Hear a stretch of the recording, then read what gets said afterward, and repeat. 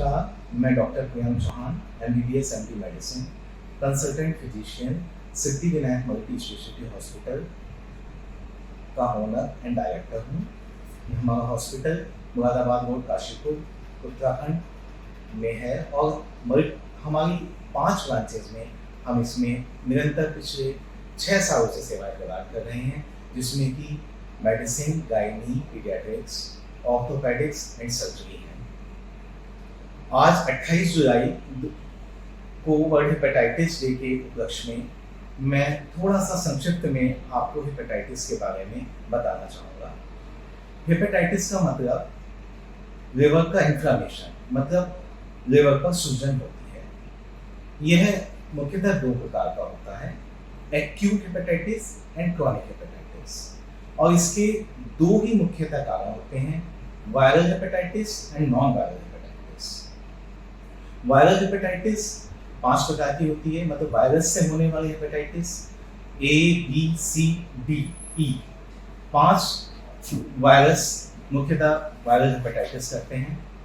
Non viral hepatitis के मुख्य कारण बहुत अधिक अल्कोहल का कंजम्पशन, फैट का लिवर में deposition, drug induced and autoimmune होते हैं। एक्यूट हेपेटाइटिस का मतलब है कि कुछ समय के लिए हेपेटाइटिस लिवर के सूजन आना, और जैसे ही वो कुछ टाइम बाद हेपेटाइटिस लिवर की सूजन सही होती है, लिवर पूरी तरीके से नॉर्मल हो जाता है।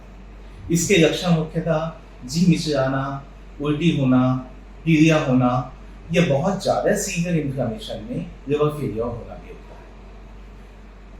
दूसरी तरफ क्रॉनिक हेपेटाइटिस लंबे टाइम तक लिवर पे इन्फ्लेमेशन बना रहना या सूजन बना रहने से कई बार लिवर का सिरोसिस या लिवर का सिकुड़ना जिसे हम कहते हैं वो होता है, और उसके दुष्प्रभाव देखने को मिलते हैं, जिसमें पेट में पानी भरना, दिमाग पे पीलिया का चढ़ना जिसे हम हेपेटिक एंकेफेलोपैथी कहते हैं, या इसके अलावा जैसे कि उल्टी में या लैट्रिन द्वारा खून का आना, और बहुत लंबे टाइम तक यदि सिरोसिस बना रहे या इन्फ्लेमेशन बना रहे तो लिवर के कैंसर भी देखने को मिल सकते हैं।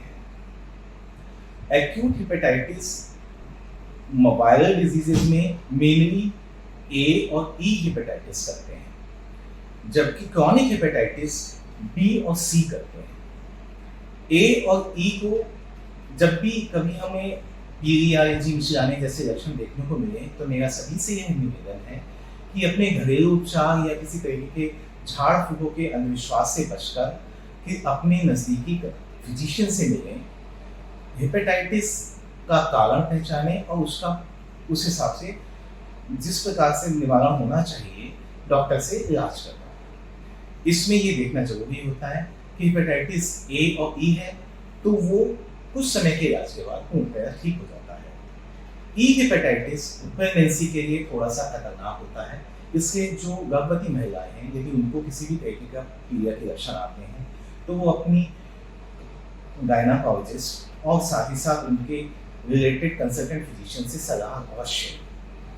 हेपेटाइटिस B और C थोड़ा लंबे टाइम तक लिवर पे सूजन लाते हैं। सौभाग्यवश हेपेटाइटिस A और B के लिए हमारे पास वैक्सीनेशन है। इसलिए मैं यही कहूँगा सभी से कि सभी को हेपेटाइटिस A और B का वैक्सीन या टीकाकरण जरूर करना चाहिए।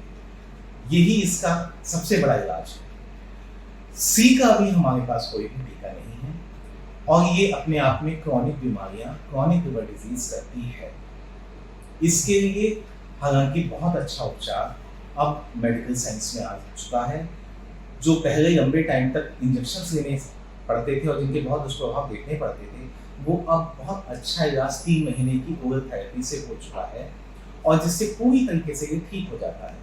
और साथ ही साथ बहुत जगह सरकारी केंद्रों में इसकी दवाइयाँ निःशुल्क भी मिलती हैं। ये मुख्यतः वायरल हेपेटाइटिस के कारण हुए। नॉन वायरल हेपेटाइटिस में जैसे कि बहुत अधिक अल्कोहल या शराब का कंजम्पशन है, इसके अलावा बहुत ज़्यादा फैट का कंजम्पशन से जब फैट लिवर पे जमा हो जाता है तो वो भी लिवर का इन्फ्लेमेशन का कारण बनता है, जिनको हम अपनी संयमित जीवन शैली और नियमित एक्सरसाइज से हटा सकते हैं या बचाव कर सकते हैं।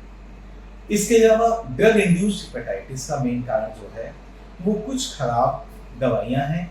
तो उसके बचाव का तरीका यही है कि हम कोई भी दवाई बिना डॉक्टर के सलाह के ना लें।